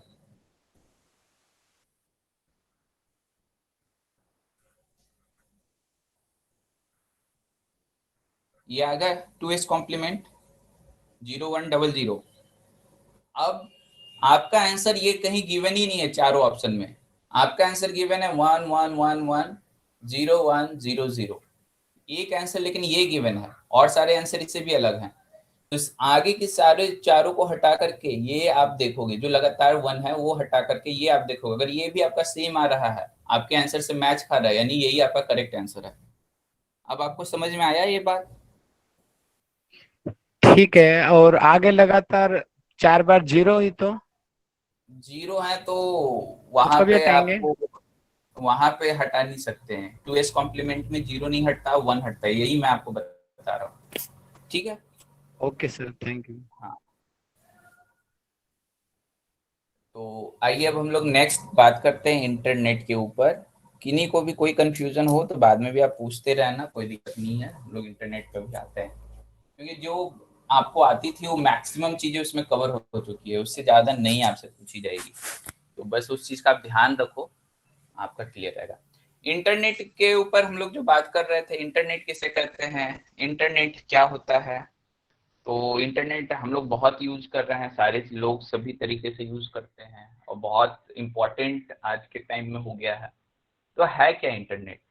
तो सबसे पहले इंटरनेट जो है, जैसे मान लीजिए कि आपके बहुत सारे कंप्यूटर हैं, बहुत सारे कंप्यूटर, ढेर सारे, पूरे वर्ल्ड में जितने हैं ढेर सारे कंप्यूटर हैं, उन सभी कंप्यूटर को एक दूसरे से ऐड कर दिया जाए, सभी को एक दूसरे से ऐड कर दिया जाए, तो ये पूरा एक नेटवर्क बन जाता है, जिसे हम लोग कहते हैं नेटवर्किंग, जैसे बोलते हैं ना एक के बाद नीचे पूरा एक नेटवर्क टाइप से बनता चला जाता है। तो ये क्या होता है हमारा नेटवर्किंग। किसका नेटवर्किंग है? तो जितने भी ये कंप्यूटर्स हैं उन सबका नेटवर्किंग हो जाता है। जैसे आप यहाँ से बैठे बैठे अमेरिका में बात कर रहे हो, इसका मतलब क्या है कि आपका कंप्यूटर उस अमेरिका के कंप्यूटर से क्या है, कनेक्टेड है, लेकिन डायरेक्ट कनेक्टेड नहीं है, किसी चीज के थ्रू कनेक्टेड है। तो जिस चीज के थ्रू कनेक्टेड है उसे ही आप क्या कहते हो, इंटरनेट, उसे ही हम लोग क्या कहते हैं, इंटरनेट। तो ये इंटरनेट जो है, इसका अगर हिस्ट्री के बारे में हम लोग बात करें तो इंटरनेट जो है उसमें क्या आता है, सबसे पहले इसे आरपानेट 1960 तक इसे क्या नाम था, आरपानेट। ये इसका आपको इवन फुल फॉर्म भी पूछा गया है, तो इस चीजों को ध्यान रखिएगा, advance research project agency network. और इसमें वो क्या करेंगे, बस जैसे एजेंसी को कुछ और चेंज कर देंगे और सारी चीजें सेम देंगे। तो इन चीजों को ध्यान रखिएगा, क्योंकि एजेंसी और ये वर्ड में हम कंफ्यूज होते हैं कि एजेंसी है तो एजेंसी में आप जल्दी नहीं, आप एडवांस रिसर्च प्रोजेक्ट ये सब तो आप अनुमान लगा पाओगे, लेकिन एजेंसी वाली चीजों में अनुमान लगाना थोड़ा दिक्कत होता है। तो इस बात को आप ध्यान रखेंगे, ये फुल फॉर्म आते हैं कभी कभी। तो आरपा नेट जो होता है वो टीसीआईपी ऑन जनवरी 1983, अच्छा सॉरी, आरपानेट आया था 1960 में, और 1983 में जो न्यू आया वो हमारा आया था इंटरनेट। तो 1983 में आपका आया है इंटरनेट, 1960 में आया आरपानेट। तो सबसे पहले जो बनाया गया वो आरपानेट बनाया गया, उसी को नाम चेंज करके इंटरनेट रखा गया कब, 1983 में। और इंटरनेट का जो हो गया ये क्या हो गया आपका, नेटवर्क ऑफ नेटवर्क, यानी कई नेटवर्कों को एक साथ कलेक्ट करके लोगों ने क्या कर दिया, असेंबल कर दिया, और एक पूरा मॉडर्न जो है वो आज उसे इंटरनेट के नाम से जाना जाता है। तो इस तरीके से आप इसे समझ सकते हैं। और इसमें जो इम्पोर्टेंट क्या क्या आती है कि आईपी एड्रेस किसे कहते हैं, एक प्रोटोकॉल, अब किसी भी चीज को आप चला रहे हो तो सेट ऑफ रूल्स को आपको यूज करना पड़ता है। तो वो जो सेट के आपको कहाँ भेजना है, किसको भेजना है, किस तरीके से, किसको नहीं, क्या है, किस इंफॉर्मेशन को कहाँ तक जाना चाहिए, क्या है, तो वो सारी क्या है एक प्रोटोकॉल के तहत काम करती है। तो इससे ही आप कहते हैं प्रोटोकॉल। तो ये क्या है उसके बारे में हम लोग जानेंगे। डोमेन क्या है, डोमेन एक्सटेंशन क्या है, इन सब चीजों के ऊपर हल्का हल्का हम लोग चर्चा अभी आगे करने वाले हैं। तो ये आपके हैं इंटरनेट से रिलेटेड सारी चीजें। तो प्रोटोकॉल, तो जैसे आप पढ़ते हो आईपी एड्रेस, तो आईपी का मतलब ही क्या है, इंटरनेट प्रोटोकॉल। तो वो सारी चीजें क्या हैं वो अभी हम लोग आगे देखेंगे। तो यहाँ पर आता है सबसे पहले टाइप्स ऑफ इंटरनेट नेटवर्क्स क्या क्या होते हैं। जैसे हो गया लैन, वैन, इसके बाद और क्या आ रहा है हमारे पास, मैन, पैन, और हमारे पास ओके इतने ही हैं। हाँ चलिए 4 ही होते हैं इन जनरल, जो है 4 होते हैं, और कहीं कहीं पे कैन भी कर दिया गया है, यानी कंपाउंड में जो पूरा है एक आपका वो उसको उसको भी कहीं कहीं डिफाइन किया गया है। तो मुख्य लेकिन ये 4 ही है। कैंपस का जो अगर है तो उसको कैन नाम से भी कुछ कुछ लोग कहीं पे मैंने देखा कि करते हैं। तो सबसे इम्पोर्टेंट क्या है कि सबसे छोटा क्या होता है, पैन। सबसे छोटा नेटवर्क वो होता है पैन। क्या है वो भी मैं आपको क्लियर कर रहा हूँ। उसके बाद उससे बड़ा नेटवर्क होता है वो होता है लैन। उसके बाद उससे बड़ा जो होता है वो होता है मैन, और इससे भी बड़ा जो होता है वो होता है वैन। अब पी पैन का मतलब क्या होता है, पी यानी कि पर्सनल, यानी कि आपका जो पर्सनल एरिया नेटवर्क जो है वो कहलाता है पैन। उसके बाद एल जो है लोकल एरिया नेटवर्क, लैन। उसके बाद एम जो है मेट्रोपॉलिटन, यानी कि ये मेट्रोपॉलिटन एरिया नेटवर्क, तो वो हो गया आपका मैन। और उसके बाद वैन जो हो गया, ये हो गया वाइड एरिया नेटवर्क। कहाँ गया ये, यहाँ पे शायद आपका दिया हुआ नहीं है, तो ये होता है वाइड एरिया नेटवर्क। तो मतलब बहुत ज्यादा विस्तृत जो होता है वो आपका ये होता है। तो क्या मतलब है कि आपका नेटवर्क कितना बड़ा है उसके बेसिस पे उसका नाम रख दिया गया है। अब जैसे इसको एक मैं सिंपल सा एग्जांपल देता हूँ, वहां से आपको ये सारी चीजें समझ में आ जाएंगी पूरी तरीके से।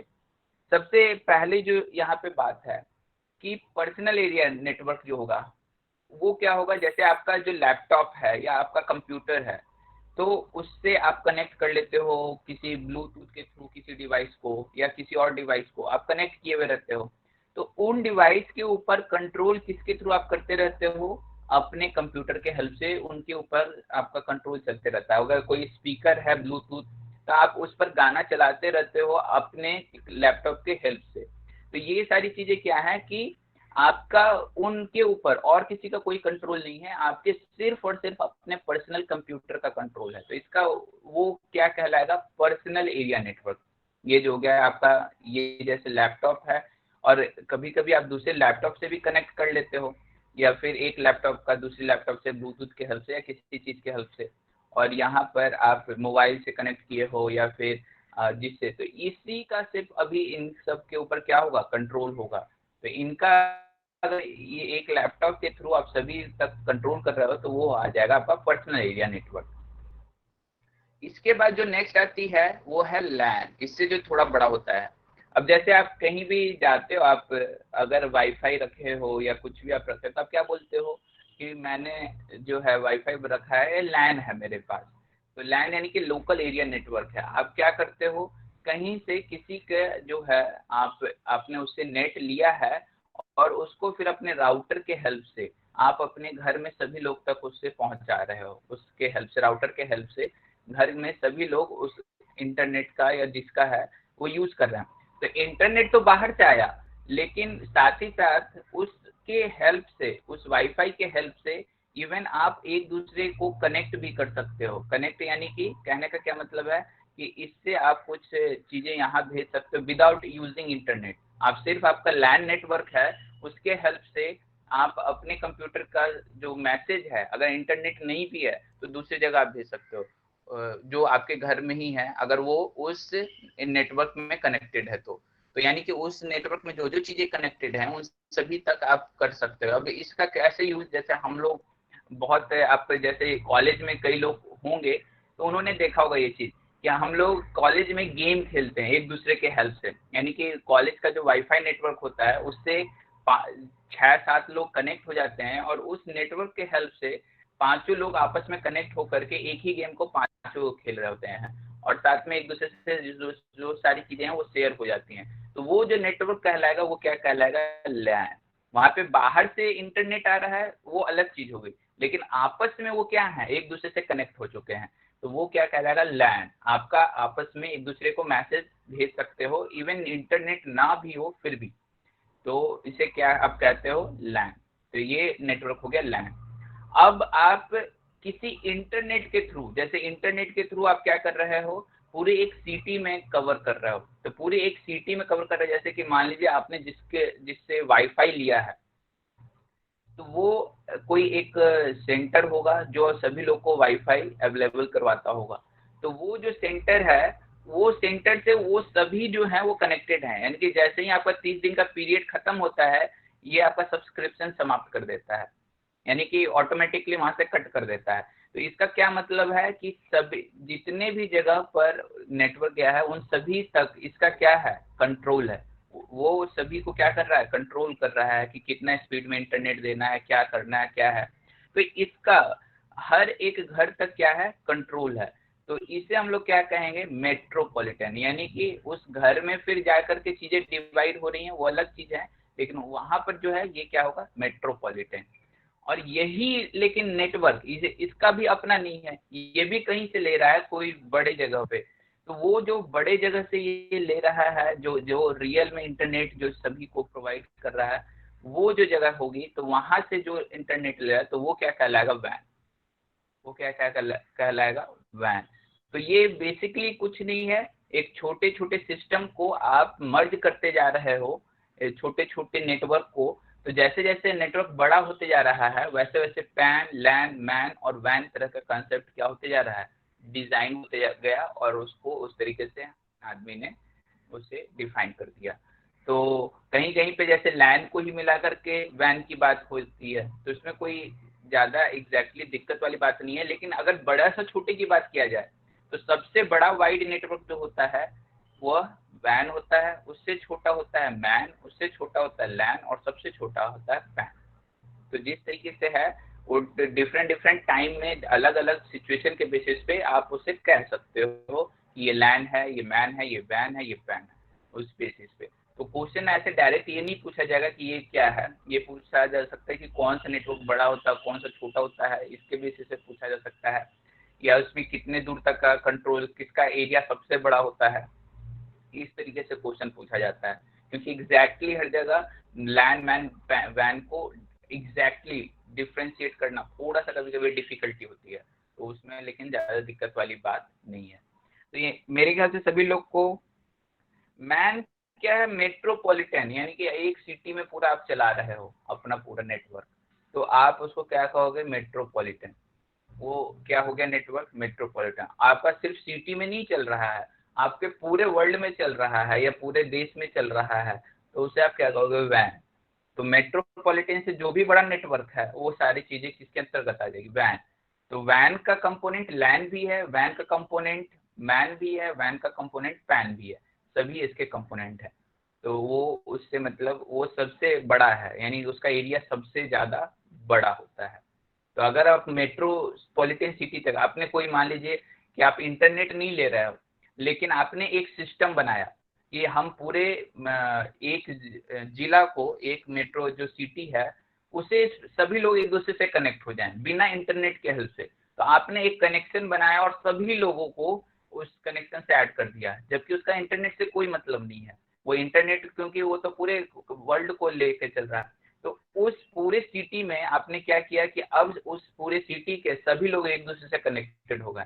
अब एक सिटी का, यहाँ सिटी में एक जगह प्रॉब्लम हो रहा है तो वो दूसरे लोग तक पहुंचा सकता है, लेकिन उस सिटी से बाहर वो नहीं पहुंचा सकता है, क्योंकि उसका जो दायरा है वो बस उस सिटी का है। तो वो सारी बातें आपस में शेयर हो जाएंगी उस सिटी में, लेकिन बाहर नहीं शेयर हो सकती हैं। तो वो क्या कहलाएगा, मेट्रोपॉलिटन एरिया नेटवर्क, यानी कि उस सिटी में ही केवल सारी चीजें हो रही हैं। प्रॉपर सो, हाँ, तो ये सारी चीजें हैं, ये आपको भेज दी जाएगी, अभी पीडीएफ आपको तुरंत मिल जाएगी, उसके लिए मत सोचिए। अभी इम्पोर्टेंट है समझना, तो अगर चीजें समझ में आ रही है तो अच्छी चल रही है। तो ये बेसिकली है कि कितना बड़ा नेटवर्क है उसके बेसिस पर वो नाम दिया जाता है। आपने जो नेटवर्क, आप कहते हो कि मेरी नेटवर्क बहुत बड़ा है, बहुत तगड़ा आदमी है, इसके फेसबुक में 2000-3000 आदमी है, यानी कि बड़ा शान से आप बताते हो तो मेरे इतने फॉलोवर्स हैं, मेरे ये हैं वो हैं। तो वो क्या होता है, यानी कि आपको उतना बड़ा नेटवर्क है, आप उतने लोगों तक अपनी बात पहुंचा पा रहे हैं। तो ये हो गया उससे, और जो जितना ज्यादा दूर पहुंचा पाता उसके बेसिस पे यहाँ पे डिफरेंट डिफरेंट डिजाइन कर दी गई है सिस्टम। सिंपल, ये सिंपल ही एग्जांपल है। आप घर में आपने कुछ एक ऐसा सिस्टम बनाया जो कि आपके लैपटॉप से कनेक्टेड सारी चीजें केवल हैं और उसी पर केवल आपका कंट्रोल है, तो आप उसको पैन कहोगे। आपने कुछ ऐसा सिस्टम तैयार कर दिया कि घर में जितने भी डिवाइस हैं उन सभी तक आप क्या कर लिए, 10 से 10-15 डिवाइस जो भी हैं उन सभी तक आपने कनेक्ट कर लिया और उन सभी तक आप अपने मैसेज को पहुंचा रहे हैं। मान लीजिए 8-10 लैपटॉप है, उन सभी तक आपने कर लिया। 2 से ज्यादा कोई भी लैपटॉप रहेगा तो वो फिर लैन में आ जाएगा। एक लैपटॉप पे सिर्फ आप कर रहे हो कनेक्शन तो वो पैन तक ही रहेगा। लेकिन 2 या 2 से ज्यादा लैपटॉप से आपने कनेक्शन कर लिया और उन तक ही आपका सिम है, बाहर से आपका नहीं आपका पकड़ है, तो वो क्या कहलाएगा, लैन।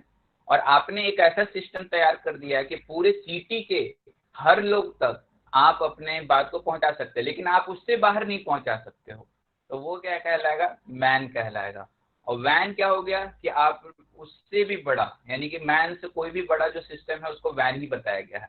तो उससे भी बड़ा आपने एक ऐसा सिस्टम तैयार कर दिया कि पूरे वर्ल्ड में या ये हर जगह तक आप अपने मैसेज को पहुंचा पा रहे हो, तो वो क्या कहलाता है, वैन। तो इस तरीके से आप इन चीजों को समझ सकते हो। सर जो सिटी केबल के चैनल आते हैं वो हाँ, सिर्फ सिटी में ही प्रसारित होते हैं, तो उसको हम मैन में ले सकते हैं, और जो नेशनल वर्ड के हैं पूरे भारत में उनको वैन में ले सकते हैं, क्या ये ठीक है? देखिए चैनल अलग चीज हो गया, आपका यहाँ सिस्टम की बात हो रही है, चैनल तो अलग चीज हो गया है ना। यहाँ पे सिस्टम कोई नेटवर्क थोड़ी है, वहां पे किया गया है, एक दूसरे से कनेक्ट थोड़ी किया गया, वो तो प्रसारण हो रहा है, बात ही आपका। आप सिटी में हर लोग तक का जो कंप्यूटर है या जो चीजें हैं उसमें आप अपने मैसेज को भेज सकते हो, वो आप तक पहुंच सकते हैं, लेकिन आप उस सिटी से बात नहीं कर पा रहे हो तो वो आएगा मैन में, यानी उस सिटी जैसे की भैया जो ये पुलिस वाले जैसे वॉकी टॉकी यूज करते हैं वो मैन में आएगा? पुलिस वाले जो वॉकी टॉकी यूज कर रहे हैं तो वो डिपेंड करता है उसमें भी, अगर वो पूरे मेट्रोपॉलिटन बेसिस पे अगर है डिफाइन डिजाइन तो वो फिर आपका मैन में आ जाएगा। लेकिन अगर ऐसा वॉकी टॉकी है कि केवल 10-15 सिस्टम से ही वो कनेक्ट कर सकता है, वो सभी से और अदर अपने सिटी के अदर वाले से नहीं कनेक्ट कर सकता, केवल अपना अपना जो ब्रांच है उसी से केवल कनेक्ट कर सकता है, तो वो फिर से लैन में आ जाएगा। तो ये चीजें डिफरेंस है। और पूरे डिस्ट्रिक्ट में या पूरे मेट्रो में कर सकता है तो वो आपका मैन में आ जाएगा। तो इसलिए ये इस तरीके से नहीं पूछा जाएगा आपसे कि ये क्या है ये क्या है, तो चीजों को सोचना पड़ेगा या फिर कंफर्म वहां पे दिख रहा होगा। जैसे पैन पे डायरेक्ट पूछा जा सकता है, बाकी और सारी चीजें वो अब बता ही रही कि सिटी के बेसिस पर अगर है तो क्या होगा, ये मेट्रो एक पूरा मेट्रो सिटी तो क्या कहलाएगा, ऐसे डायरेक्ट पूछा जा सकता है। और बहुत सारे लोकल नेटवर्क या इंटरनेट क्या है तो वो वैन में ही आएगा। तो वो ये सारी चीजें, क्योंकि इंटरनेट से आप पूरे आउटसाइड सभी जगह तक पहुंच पा रहे हो, तो ये इस तरीके से है। और इसे आराम से लीजिए ज्यादा इसमें, क्योंकि क्या होता है ना, हमारे बड़े मिसकंसेप्शन रहते हैं, इसलिए हम कई चीजों को एक्सेप्ट नहीं कर पा रहे होते हैं। तो ये बहुत नॉर्मल सी चीज है, इसको उस तरीके से सोचिए जो पहले आपने सोच रखा है उसे डिलीट मारिए और इस तरीके से उसे पकड़िए, तो आप आराम से उसे पकड़ पाओगे। अब यहाँ पे आता है जैसे इंटरनेट ही है, उसको पूरे वर्ल्ड में पहुंचाया गया तो कैसे कैसे, तो केबल का यूज किया जाता है। जैसे आपके समुद्र के नीचे हजारों हजार किलोमीटर लंबे केबल होते हैं, उसके हेल्प से एक कंट्री दूसरे कंट्री से और कोई हर कंट्री एक दूसरे से जुड़ता है। तो इस तरीके से कभी कभी शार्क मछली काट देती है तो उसे फिर रिपेयर किया जाता है, बहुत सारी चीजें हैं। तो ये काफी एक मतलब ऐसा नहीं है कि कुछ हवा में सारी चीजें चल रही हैं, वो सारी चीजें मतलब वो उन तार अगर अगर हटा दिया जाए तो अभी दूसरा ऐसा सिस्टम डेवलप नहीं किया गया है कि डायरेक्ट हो जाए, तो वो सारी चीजें क्या है, उन तारों के थ्रू ही आखिर आपके मैसेज एक जगह से दूसरी जगह जा रहे हैं। तो ये सारी चीजें इंपॉर्टेंट है और इससे हम लोग इस तरीके से समझ सकते हैं। तो जैसे इंडिया का अपना कुछ अभी ये नहीं है, तो बाहर से सारी चीजें क्या कर रहा है, वो जो मेन कंट्रोल सिस्टम है, जैसे जो भी इसे कंट्रोल कर रहे हैं, तो जैसे अमेरिका में हेड ऑफिस है ये सब, तो वो कंट्रोल करते हैं सारी चीजें, इसलिए वो ज्यादा मतलब इम्पोर्टेंट है। आपका अपना अगर हर चीज डेवलप हो जाता है तो फिर आप इम्पोर्टेंट हो जाएंगे, यही है सारी चीजें। चलिए ओके, मेरे ख्याल से आपको क्लियर हो गई होगी थोड़ी चीजें, और नेटवर्क कैसा है आप जैसे जैसे बनाओगे और तो आप इसमें चीजें समझ में आएंगी। अब यहाँ पर हम लोग आते हैं आईपी एड्रेस के ऊपर। आईपी एड्रेस किसे कहते हैं? अब अभी हमने बात किया था इंटरनेट प्रोटोकॉल एड्रेस, एक ऐसा एड्रेस। अब जैसे कहने का मतलब है कि आपको कुछ चीज जानना है, तो जब तक आपको उसका एड्रेस पता नहीं होगा आप कैसे जानोगे? आप कैसे, आपको क्या फाइंड करना है तो कैसे जानोगे? तो हर एक चीज का अपना एक एड्रेस होता है। जैसे कि आपको ही जानना है तो आपका एक घर होगा, उस घर का एक एड्रेस होगा, और उस एड्रेस पर अगर व्यक्ति आया तो आपसे वो मिल पाएगा, अगर नहीं आ पाया तो आपसे वो नहीं मिल पाएगा। तो इसलिए आपका इंटरनेट पे तो हजारों वेबसाइट हैं, हजारों चीजें अवेलेबल हैं, लेकिन उसमें से किसको आपको देखना है, किस पर आपको पहुंचना है, उसके लिए एक प्रोटोकॉल के तहत क्या किया गया, एड्रेस डिफाइन किया गया है। तो ये एड्रेस, जैसे आप इन चीजों में अगर मैं इसको बात करूं तो ये जो एड्रेस जो होता है ये आपका, जैसे कि आपने HTTPS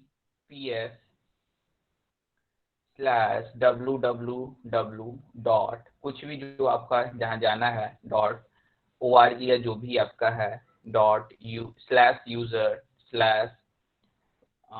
जो भी है profile.com कुछ कर देते, profile.html मान लीजिए, इस तरीके से कुछ आपने साइट खोला। तो इसका मतलब क्या है कि ये आपका बाहर से दिख रहा है केवल, लेकिन ये वर्क किसके ऊपर कर रहा है, एक आईपी एड्रेस। यानी बाहर से तो आपको डिजिट, जैसे कि आपका घर ही है तो घर का अगर आपने नंबर रखा है 180 नंबर जो घर है वो आपके घर का नंबर है, तो ये आपका हो गया 180, वो हो गया आपका डिजिट। यानी कि इसे जो अगर हम लोग कहेंगे तो ये आपका हो गया इंटरनेट प्रोटोकॉल, आईपी एड्रेस इसे ही कहा जाता है कि आईपी एड्रेस आपका ये है। लेकिन उस आईपी एड्रेस को कनेक्ट करके हो, कभी कभी आपको याद नहीं रहता, तो इसका नाम रख दिया गया आपके घर का राम निवास हाउस। तो 180 नंबर है, ये आपका आईपी एड्रेस हो गया, ये 180 क्या हो गया आपका आईपी एड्रेस, और ये जो राम निवास है ये आपका क्या हो गया, वेव एड्रेस। ये क्या हो गया, वेव एड्रेस। तो ये जो आपने लिखा वो वेव एड्रेस है, लेकिन वो काम किसके हेल्प से कर रहा है, आईपी एड्रेस के हेल्प से। ऐसा नहीं है कि वेव एड्रेस से ही सब चीज हो रही है। वेव एड्रेस पे आप जो भी टाइप कर रहे हो उस वेव एड्रेस का अपना एक आईपी एड्रेस होता है। इवन आप भी जिस भी नेटवर्क पे या जिस पे काम कर रहे हो उसके हेल्प से आपका भी एक आईपी एड्रेस क्या होता है, जनरेट किया जाता है। मतलब आपका भी एक एड्रेस होता है, क्योंकि आपने कुछ चीज भेजा वेब एड्रेस के, तो कोई वेबसाइट पे भेजा, तो वो वेबसाइट अगर आपके ऊपर कुछ भेजेगा तो वो अब उसे भी तो आपका आईपी एड्रेस पता होना चाहिए, तभी तो वो आपको भेज पाएगा। तो ये कहते हैं जिसके थ्रू आपको सारी चीजें नॉलेज जाती हैं। अब हमें याद क्या रहता है, इस तरीके से हमें वेबसाइट ज्यादा अच्छे से हमारे लिए यूजफुल रहता है। नहीं तो अगर हर चीज इस फॉर्म में आपके सामने प्रेजेंट रहा नंबर के फॉर्म में, तो आपको कोई भी चीज करना थोड़ा सा क्या हो जाता है, डिफिकल्ट हो जाता है। तो इसलिए उसके लिए वेव एड्रेस बनाया गया है, और वो वेव एड्रेस जो है वहां पर जो काम करता है वो डीएनएस के हेल्प से काम करता है। डीएनएस मतलब जो होता है उसे कहते हैं domain name system, DNS domain name system. तो ये जो होता है ये उस डोमेन, अब ये इसके हेल्प से हम इन सारी चीजों को समझेंगे कि इसमें क्या क्या चीजें होती हैं। तो एक मैं ब्लैंक पेज ले लेता हूँ तो ज्यादा अच्छे से आपको समझ में आएंगे। तो ये इस तरीके से डिजाइन होती हैं, अभी इस पे हम लोग बात करेंगे, लेकिन उससे पहले आईपी एड्रेस को देख लेते हैं, फिर ये पूरा जो है इस सिस्टम को भी हम लोग देखेंगे। तो सबसे पहले जो हमारा होता है, स्क्रीनशॉट मेरे इस पे तो लग रहा है डिस्प्ले हो रहा है, आप देख लीजिए, आप शायद आपका ऊपर नीचे हो गया होगा। तो यहाँ पर जो है आपका सबसे आईपी एड्रेस वो इस तरीके से होता है। आईपी एड्रेस का पूछा भी जाता है कई बार।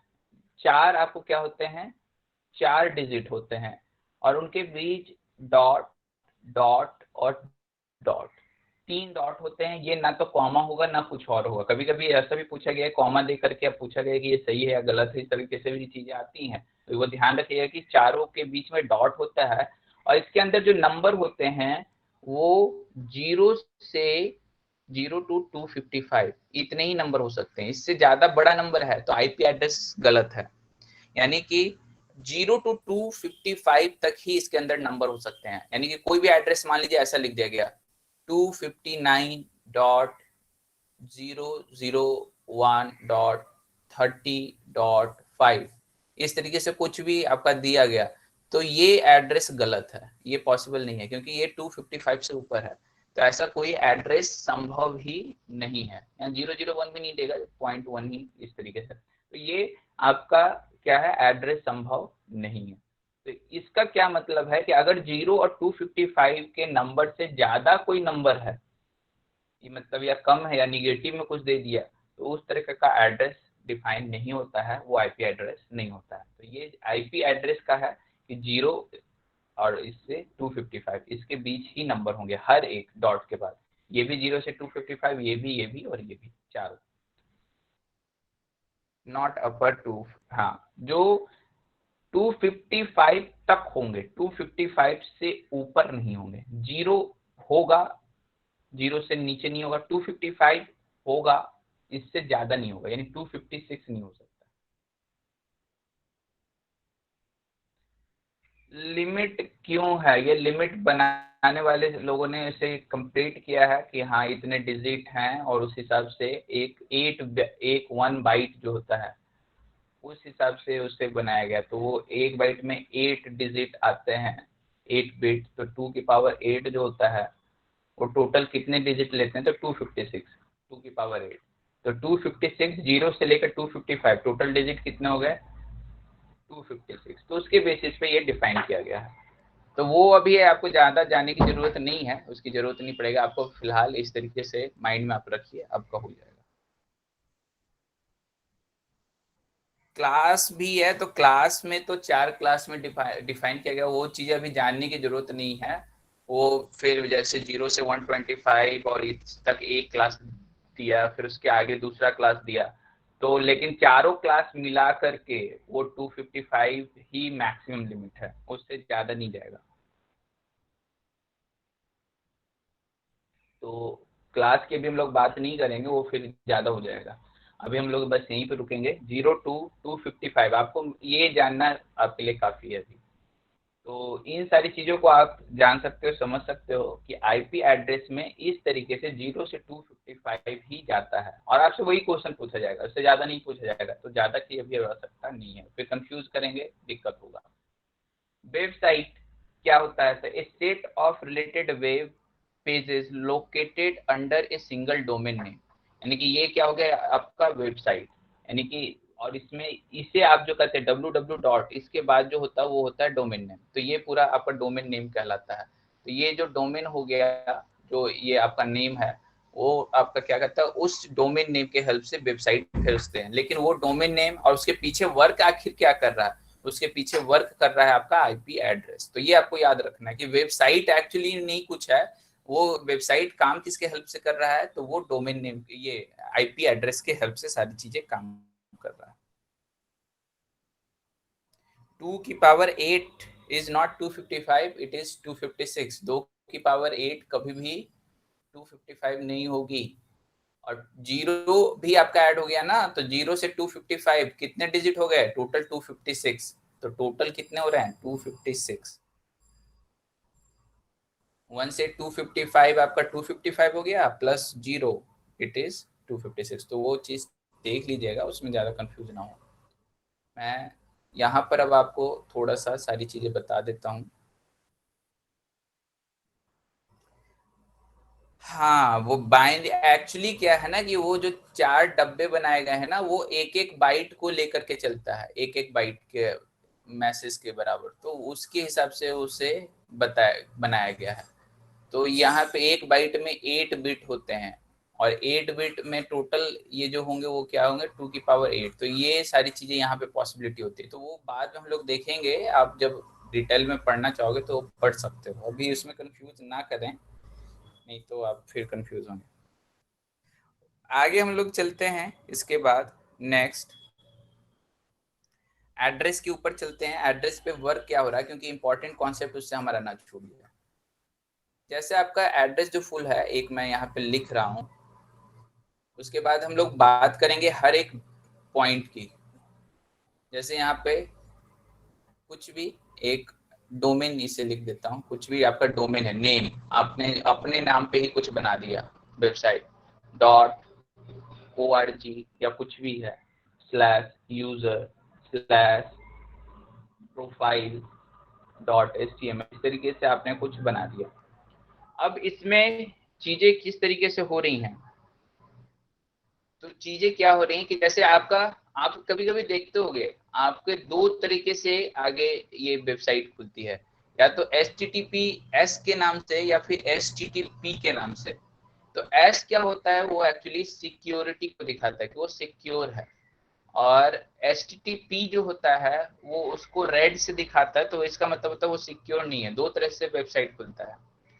तो जो सिक्योर और अनसिक्योर का मतलब ये नहीं है कि आपका वो, उसका मतलब भी आपको समझना चाहिए। HTTP अगर है ऐसा, इसका मतलब ये नहीं है कि HTTPS किसी गलत वेबसाइट का आपको HTTPS नहीं हो सकता है वैसा, कोई ऐसा गलत वेबसाइट का भी HTTPS हो सकता है। इसका मतलब क्या होता है, सिक्योर आखिर हो क्या रहा है। तो HTTPS में जो चीजें भेजी जाती हैं वो इनक्रिप्टेड होती हैं। इनक्रिप्टेड का मतलब कि जो भी आप डाटा एक जगह से, जैसे कि आपने किसी कंपनी से आपने बात किया, आप उससे डाटा दे रहे हो, तो यहाँ पे जो भी डाटा आप इसे दे रहे हो या इससे जो डाटा आप शेयर कर रहे हो, ले रहे हो, ये सारी चीजें क्या होंगी, इन, यानी कि उसे अगर बीच में कोई हैकर हैक करने की कोशिश करेगा तो वो नहीं कर सकता जल्दी। लेकिन वहीं पे अगर आपका HTTP का कोई साइट है इससे रिलेटेड, तो वहां पे जो आप डाटा दे रहे हो या ले रहे हो, वो जो डाटा है वो इनक्रिप्टेड नहीं होता है, वो डायरेक्ट जाता है। तो इसके केस में क्या होता है कि हैकिंग की चांसेस इसके केस में आपकी ज्यादा होती है। यहाँ पर इससे कोई मतलब नहीं कि कंपनी सही है या नहीं है, मतलब क्या है कि जो बीच में डाटा ट्रैवल कर रहा है वो सेफ है या नहीं, उसके बेसिस पे ये एस दिया होता है। तो इसका कोई मतलब नहीं है ऐसा भी कि HTTPS है तो यानी कि वेबसाइट सिक्योर है, जिस वेबसाइट पे आप काम कर रहे हो वो बिल्कुल वो फर्जी नहीं है, ऐसा कुछ भी वो नहीं बोलना चाहते हैं उसके हल्प से। उस वेबसाइट पे आप जो भी काम करोगे तो वो चीजें सिर्फ आप तक और वेबसाइट तक ही रहेंगी, बीच में कोई भी हैक करना उसके लिए बहुत मुश्किल होगा। लेकिन अगर HTTP पे आप कर रहे हो तो कंपनी अगर सही भी है तो भी जो बीच में आपका डाटा है तो वो आपका जाएगा और उसे हैक कोई कर सकता है बहुत ही आसानी के साथ। तो ये इंपॉर्टेंट है कि डाटा सिक्योर है या नहीं है, तो ये चीजें हमें ध्यान में रखनी है। दूसरी है www. ये क्या होता है, वर्ल्ड वाइड वेब। तो ये आपका जो होता है पूरे वर्ल्ड से, मतलब कहीं से भी आप किसी से भी कनेक्ट करना चाहते हैं तो उसके लिए ये जनरली हम आगे डालते हैं, वो आपको वहाँ पे उससे क्या करता है, लिंक करता है। तो इस तरीके से आप इसे समझ सकते हो कि ये पूरी हर जगह तक आपको पहुंचाता है। इसके बाद जो होता है इसे ही कहते हैं डोमेन नेम, इसे आप क्या कहते हो, डोमेन नेम। और .org जो होता है, ये जो चीजें होती हैं ये आपका एक्सटेंशन होता है। ये क्या होता है, एक्सटेंशन। एक्सटेंशन का मतलब जैसे कहीं पे आप देखते होगे .org होता है, कहीं पे .edu होता है, कहीं पे .in होता है। तो एक्सटेंशन जो होता है, जो भी एक्सटेंशन आपका है वो मुख्य रूप से दो तरीके के एक्सटेंशन होते हैं। एक तो एक्सटेंशन होता है प्रोफेशन के बेसिस पे आपका बनाया जाता है, प्रोफेशन के बेसिस पे बनाया, और एक होता है वो कंट्री के बेसिस पे बनाया जाता है। तो जैसे .in, .pok, .uk, तो ये सारे जो हैं वो कंट्री के बेसिस पे बनाए हुए हैं, यानी कि इस कंट्री का आप क्या चल रही है, इंडिया का चला रहे हो आप, ये पाकिस्तान का चला रहे हो वेबसाइट, ये आप उस कंट्री का यानी USA का, यूनाइटेड किंगडम का आप चला रहे हो, सॉरी। तो इसका मतलब क्या है कि ये सारी चीजें जो हैं ये आपको कंट्री के बेसिस पे ये एक्सटेंशन बनाई गई है। और कोई ऑर्गेनाइजेशन है तो उसमें क्या होता है कि .org आप लगा देते हो, यानी कि कोई ऑर्गेनाइजेशन है, जैसे कि जो भी आपके NGOs होते हैं, वैसे ऑर्गेनाइजेशन जो नॉन प्रॉफिटेबल ये सारे, तो उसमें .org ही लगा होता है। तो NGOs में आप जाके किसी भी साइट पे देखोगे तो वहाँ कोई ऑर्गेनाइजेशन जो अपना चला रहा है नॉन प्रॉफिटेबल, वो .org रखते हैं। और जो अगर एजुकेशन पर्पज से तो .edu। तो इस तरीके से कई एक्सटेंशन होते हैं। .com अगर है जनरली जो यूज किया जाता है, तो ये कॉमन हो गया है, लेकिन इसका मतलब क्या होता है, कॉमर्शियल।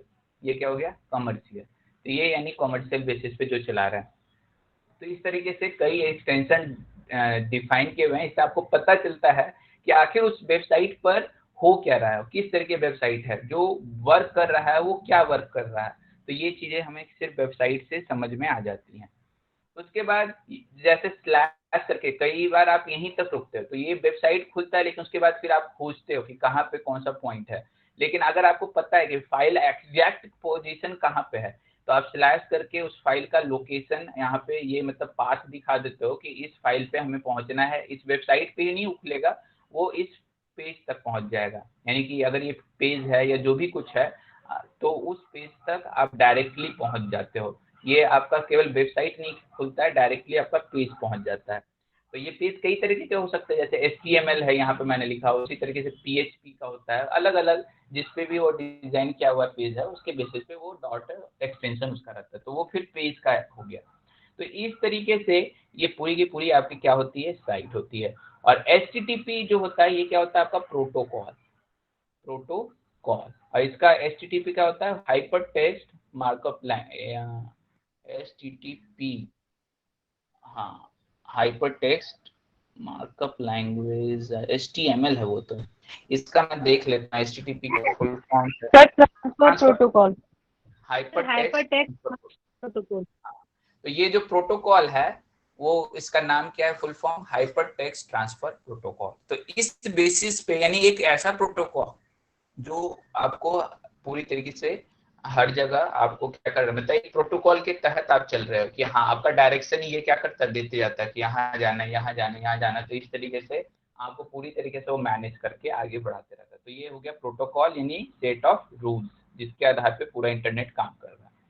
तो ये पूरी की पूरी चीज है जिसे आप समझ सकते हो, इंटरनेट में इस तरीके से सारी चीजें चल रही हैं। जी बिल्कुल, ट्रांसफर और उस तरीके से आप देख सकते हो। तो आगे हम लोग पढ़ते हैं, इसमें आगे सारी चीज इसी से रिलेटेड हैं, तो आप तुरंत समझ जाओगे। ये हो गया वेबसाइट एड्रेस या URL जो हमने बात किया, ये जैसे है।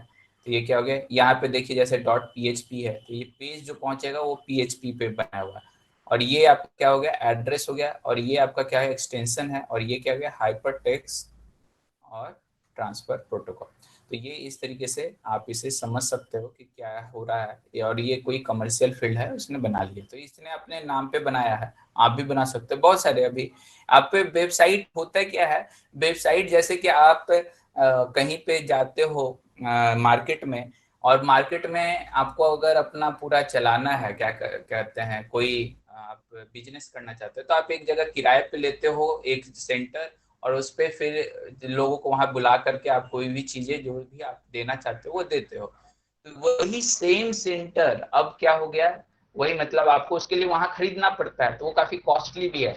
अब उसी चीज को आप इंटरनेट पे भी आप खरीद सकते हो, तो वो आपको एक स्पेस देता है। जैसे वहां एक स्पेस दे रहा है, तो वो इंटरनेट पे आपको एक स्पेस दिया जाता है, और वहां पर आप अपने सारे कंटेंट को डालते हो, और उसको अगर आप प्राइस रखना चाहते हो तो उस प्राइस को आप वहां पर टैग कर देते हो, और लोग वहां से डायरेक्टली आपसे खरीद लेते हैं। जैसे अमेजन है, ये सारी चीजें हैं। तो उन्हें अपना बहुत ज्यादा सेंटर जो है वो छोटे छोटे बना करके वो आराम से अपना सारी चीजें कर रहे हैं। उन्हें बहुत बड़ा सेंटर अब स्टैब्लिश कहीं भी करने की जरूरत नहीं पड़ रही, कोई बहुत बड़ा दुकान हर जगह बनाया हो उन्होंने, ऐसा कुछ भी नहीं है। उन्होंने सारे दुकानों को कलेक्ट किया, उनके हेल्प से वो सारी चीजें प्रोसेस कर रहे हैं। तो बहुत सारी चीजें उसके पीछे है।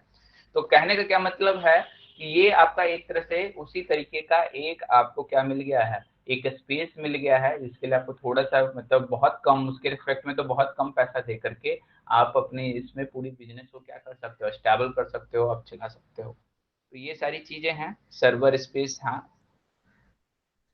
तो यहाँ पर है। अब प्रोटोकॉल क्या है, यहाँ पे कुछ चीजें, जो भी चीज मैंने बताया उसमें अभी यूज किसका हो रहा है, hyper text transfer protocol. FTP का भी आप यूज करते हैं, लेकिन अब ये सब चीज इसी के अंतर्गत आ गया है, पहले इसका अलग से यूज किया जाता था, अब ये सारी चीजें HTTP के ही अंतर्गत आ गई है। तो ये सारी चीजें हैं। DNS हो गया, डोमेन नेम सिस्टम, जो हमने बात किया कि डोमेन का जो नेम है, ये सारी चीजें वो भी एक प्रोटोकॉल के तहत आप जो है उस पे आगे आप कर रहे हो। Dynamic host configuration protocol. तो ये सारी चीजें उतनी इंपॉर्टेंट नहीं है, किसी डायनेमिक होस्ट यानी कि आप अपना एक पर्सनल उन्होंने बनाया था, उसी बेसिस पे ये सारी चीजें चल रही थी। तो मुख्य जो है वो आपका क्या है, HTTP हाइपरटेक्स्ट। और इनका केवल फुल फॉर्म जरूर याद रख लीजिएगा, क्योंकि फुल फॉर्म कभी कभी पूछ दिया जाता है।